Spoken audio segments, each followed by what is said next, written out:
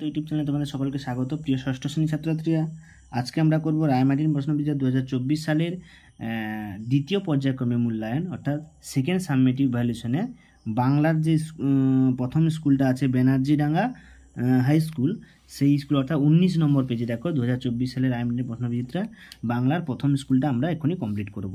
প্রথম প্রশ্ন কি বলেছে দেখো, একের দাগেরটা বলছে দেয়াল চিত্র এঁকে থাকেন সাধারণত গ্রামের কারা। গ্রামের কারা দেয়াল চিত্র, তোমরা যারা মাটির ঘরের দেয়াল চিত্র পড়েছো সেখানে বুঝতে পারবে গ্রামের মেয়েরা, তাই না? মেয়েরা দেয়াল চিত্র এঁকে থাকে। মানভূম দেয়াল চিত্রের প্রতীক বলা হয় কোন জিনিসটাকে? একে পদ্মকে মানভূমে দেয়াল চিত্রের প্রতীক বলা হয়। ঠিক আছে, আমি তোমাদের ছোট প্রশ্নগুলো আগে করিয়ে দিচ্ছি এবং শেষের লং কোশ্চেনগুলো দেখিয়ে দিচ্ছি। পরের প্রশ্ন দেখো, যে পিঁপড়ে নিজেকে বাঁচার জন্য কি করলো? না ঘাসের পাতার নিচে আশ্রয় নিল। কোথায় আশ্রয় নিল? না ঘাসের পাতার নিচে কি নিল? আশ্রয় নিল। আশ্রয় নিল। ঠিক আছে, তাহলে পিঁপড়ে নিজেকে বাঁচানোর জন্য কি করলো? না ঘাসের পাতার নিচে আশ্রয় নিল। পরের প্রশ্ন, এটুকু জমি খালি রাখা যাক কোন গদ্যাংশ থেকে নেওয়া হয়েছে? তো এটা তোমরা যারা পড়েছো সেটা বুঝতে পারবে, এটা হচ্ছে ফাঁকি থেকে নেওয়া হয়েছে। ফাঁকি কোন গল্প থেকে নেওয়া হয়েছে? ফাঁকি গদ্যাংশ থেকে নেওয়া হয়েছে, ফাঁকি। পরের প্রশ্ন, হাটে সন্ধ্যা প্রদীপ জ্বলে না কেন?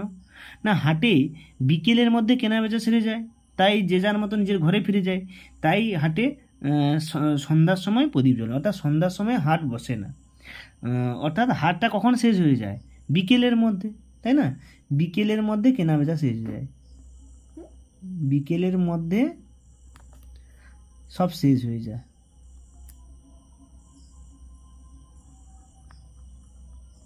তাই আর বসে না, তাই না? পরের প্রশ্ন, সুন্দরবনের বাঘ কি নামে পরিচিত? সুন্দরবনের বাঘ কি নামে পরিচিত তোমরা জানো? কি হবে? না রয়্যাল বেঙ্গল টাইগার।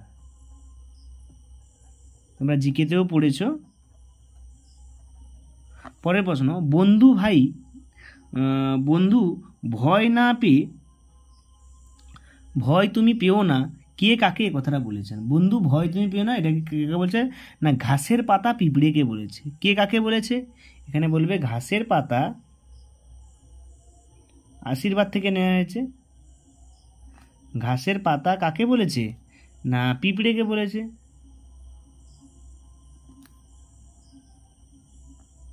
ঠিক আছে, ঘাসের পাতা পিঁপড়েকে বলেছে।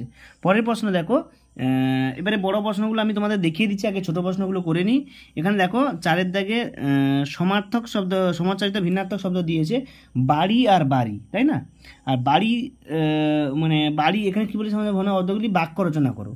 বাড়ি দিয়ে একটা বাক্য রচনা তোমরা কি করবে? না আমাদের বাড়িতে 4 জন, তাই না? আর বাড়ি মানে জল, তাই না? বর্ষায় জল, এটা আমি তোমাদের বলেছি, তোমরা এ নিয়ে করবে। বাড়ি, এই বাড়ি কথার অর্থ হচ্ছে গৃহ। ঠিক আছে, এটা নিয়ে একটা বাক্য রচনা করবে। তো লিখে নেবে যে আমাদের বাড়িতে 4 জন সদস্য বা 5 জন সদস্য যতজন আছে। আর বাড়ি মানে কি? জল। তাহলে এইটা নিয়ে একটা বাক্য রচনা করবে যে বর্ষাকালে মাঠঘাটে গোটা বাড়িতে ভর্তি হয়ে যায়, সারা মাঠঘাট জলে ভর্তি। তারপরে দেখো দ্বীপ আর দ্বীপ, দয় দীর্ঘই পর দ্বীপ আর দয় বই দীর্ঘই পর দ্বীপ, দ্বীপ, তাই না? আচ্ছা, এখানে দ্বীপ কথার দয় দীর্ঘই পর দ্বীপ মনে হচ্ছে প্রদীপ। ঠিক আছে, তাহলে দ্বীপ দিয়ে একটা বাক্য রচনা করবে যে আমার বাড়িতে প্রতি সন্ধ্যাবেলায় আমার মা দ্বীপ জ্বালে বা প্রদীপ জ্বালে, বা আমি প্রদীপ জ্বালি, দ্বীপ জ্বালি, তাই না? আর একটা দ্বীপ মানে কি বলো তো? আর একটা দ্বীপ মানে কি? না কোনো একটা জায়গা বোঝাচ্ছে, তাই না? দ্বীপ মানে কি? কোনো একটা জায়গা, যেমন শ্রীলঙ্কা একটা দ্বীপ, তাই না? তো এখানে দ্বীপ মানে একটা কি? না অংশ বা ভূমির অংশ, ভূমির অংশ। তো বলবে ভারতের দক্ষিণ দিকে শ্রীলঙ্কা দ্বীপ অবস্থিত, তাই না? এবার বলছে শাক আর শাঁখ। শাক কথার অর্থ হচ্ছে তাল বসাকার খ, শাক মানে বসানো গাছে, শাকে শাক মানে কি? ডালপালা, তাই না? গাছের ডালপালাকে শাখা বলা হয়, শাক। না বর্ষা, এখানে অ্যান্সার এ লিখবে বসন্তকালে গাছের শাখে শাখে কোকিলের ডাক শোনা যায়। আর শাঁখ মানে কি? শাঁখ মানে শঙ্খ, তাই না? শঙ্খ। এই শাঁখ দিয়ে একটা বাক্য রচনা করবে যে আমাদের বাড়িতে সন্ধ্যা হলে শাঁখ বাজে, তাই না? এরপরে দেখো এখানে পদান্তর করতে বলেছে ভৌগোলিক। ভৌগোলিক থেকে কি হবে গো? আমি এখানে করে দিচ্ছি ভৌগোলিক থেকে হবে কি? ভূগোল। তোমরা লিখে নেবে সুন্দর করে, ভৌগোলিক থেকে ভূগোল। আর জ্যামিতি থেকে কি হবে? জ্যামিতিক। এখানে অ্যান্সারটা কি হবে? জ্যামিতি থেকে জ্যামিতিক। এরপরে দেখো 3 দাগের 1-টা দেখো 3-এর দাগে 1-এরটা কি বলেছে, বাঘ জননী লজ্জা পেয়েছিল কেন? তো তোমরা জানো বাঘ কবিতা নমনীতা দেবসেনের লেখা, সেখানে বাঘের ছানা সেখানে কাদায় গিয়ে মানে মাছ খেতে নেমেছিল এবং সেই মাছ মিনি মৎস্য ধরতে নেমেছিল এবং তাকে ভোঁদড় হিসাবে চিহ্নিত করেছিল এবং সেই তার ছেলে ভোঁদড় নয়, কাদায় সে মৎস্য ধরে খাবে না, এই অর্থাৎ কাদায় নেমে মাছ ধরা ব্যাঘ্র জাতিকে মানায় না। কিন্তু বাঘের ছানা সেটাই করেছিল আর তার সন্তান এরকম আচরণ বাঘজনের লজ্জা পেয়েছিল। 3-এর দাগে 2-এরটা দেখো, গাছের পাতা কি কি প্রয়োজনে লাগে? গাছের পাতা যেন শ্বাসকার্য চালাতে এবং ভালোভাবে ফল ফলাতে পারে না, তাই না? গাছের পাতা গাছের খাদ্য ও জলের প্রয়োজন মেটায়, তাই না? তারপরে বলছে দেখো 3 থেকে 3টা, তুই করবি বাগান, বাবা কেন এমন মন্তব্য করেছেন? এখানে গোপাল আম গাছ না লাগিয়ে ফুলের বাগান করে আগ্রহী দেখে তার বাবা বলেন। তো এখান থেকে তোমরা এইভাবে এটা লিখবে সুন্দর করে। এটা কোটেশনের মধ্যে রাখবে, যে নাকি নিজের হাতে জল তুলে স্নানটুকু বন্ধ করতে পারে না, সে দেবে গাছে জল। ঠিক আছে? এখান থেকে এই মন্তব্যটাও তোমরা লিখবে। পরের প্রশ্ন 3 থেকে 3 দেখো, দুদিনের ঘর বলতে কি বোঝো? না, পৃথিবীতে আসা যাওয়া যে কেবল স্বল্প সময়ের খেলা, একথা কবি জানেন। যে কোনো প্রাণী নিতান্ত অল্প সময়ের জন্য পৃথিবীতে আসে। আদর, সোহাগ, স্নেহ, ভালোবাসায় তারা একদিন ঘর বাঁধে, আবার এক সময় হলে একদিন তা ফেলে রেখেই চলে যায়, যেতে হয়। সুতরাং দুদিনের ঘর বলতে কবি প্রাণীকুলের ক্ষণস্থায়ী জীবনকালকে বুঝিয়েছে। তিনি দেখে 5-এ দেখো, মেয়েরা কখন কিভাবে ভাদুলী ব্রত পালন করে? তো বর্ষার শেষের দিকে গ্রামের মেয়েরা ভাদুলী ব্রত পালন করে। প্রাচীন বাণিজ্য যাওয়া প্রিয়জনদের নিরাপদে ফিরে আসার কামনায় এই ব্রত পালন করা হতো। তো এখান থেকে চাঁদ সওদাগর যেমন বেহুলা লক্ষীন্দরের কাহিনী তোমরা পড়েছো, তো সেখান থেকে এই কাহিনীটা একটু দেওয়া আছে, এখান থেকে তোমরা লিখে নেবে ভাদুলী ব্রত সম্বন্ধে, এখান থেকে তোমরা লিখে নেবে।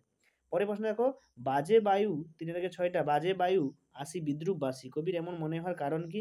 এখানে দেখো আলোচক কবিতাটি বলতে চেয়েছেন, সারাদিন হাটে জিনিসপত্র কেনাবেচা হওয়ার পরে সন্ধ্যায় চারিদিকে নিস্তব্ধ হয়ে যায়।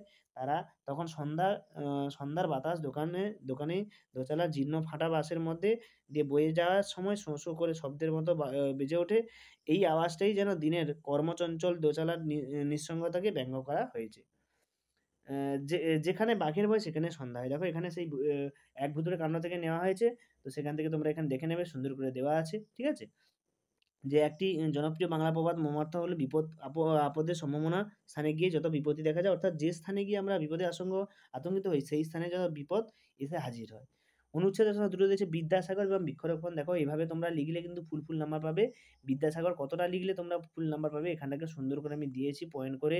তার জন্ম দিয়েছি এবং ছোটবেলাকে তিনি পাঠশালা এবং কত কষ্টে তিনি মানুষ হয়েছেন সে বিষয়েও সুন্দর করে দেওয়া আছে। তোমরা ভিডিওটা স্ক্রল করে আস্তে আস্তে তোমরা পুরো ভিডিওটা দেখে নেবে এবং পরলোক গমনও আমি সুন্দর করে দিয়ে দিয়েছি। তো এইভাবে লিখলে তোমরা একদম ফুল টু ফুল নাম্বার পাবে। 6 থেকে 2-এরটা কি বলেছে দেখো, বৃক্ষরোপণ। শেষের রচনাটা হচ্ছে বৃক্ষরোপণ। দেখো তো বৃক্ষরোপণ এভাবে লিখবে, গাছ লাগাও প্রাণ বাঁচান, একটা কোটেশনের মধ্যে বৃক্ষরোপণ প্রকল্প দিয়ে লিখবে। তো আমি ভিডিওটা স্ক্রল করে দেখেছি আর পড়ে শোনাচ্ছি না, অনেকটা বড় ভিডিও হয়ে যাবে। তাই জন্য তোমরা এখান থেকে দেখে বৃক্ষরোপণ রচনাটা লিখে ফেলো, বৃক্ষরোপণ আর বিদ্যাসাগর। তো সকলকে ধন্যবাদ জানাই এবং যারা চ্যানেলে নতুন অবশ্যই সাবস্ক্রাইব করো। আমাদের ক্লাস 6 এর সমস্ত সাবজেক্টের প্রশ্নোত্তর এই চ্যানেলে করা আছে এবং যা ভালো লাগলে লাইক করো এবং বন্ধুদের কাছে শেয়ার করো। সকলকে ধন্যবাদ, সবাই ভালো থাকবে। দেখা হচ্ছে পরের ভিডিওতে, পরের স্কুলে।